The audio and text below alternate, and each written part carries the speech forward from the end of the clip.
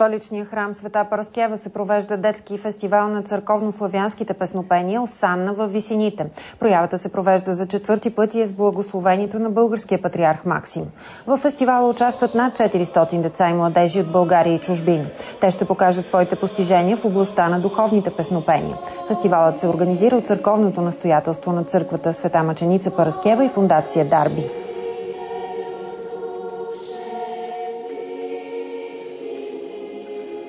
Надявам се, че за 4 години наистина успяхме това, което си го поставихме за цел, да расте.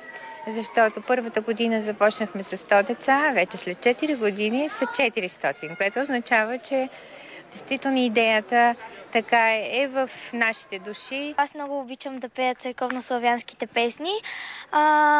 Те са много красиви по изпяване, по външност, по изговаряне на самите думи.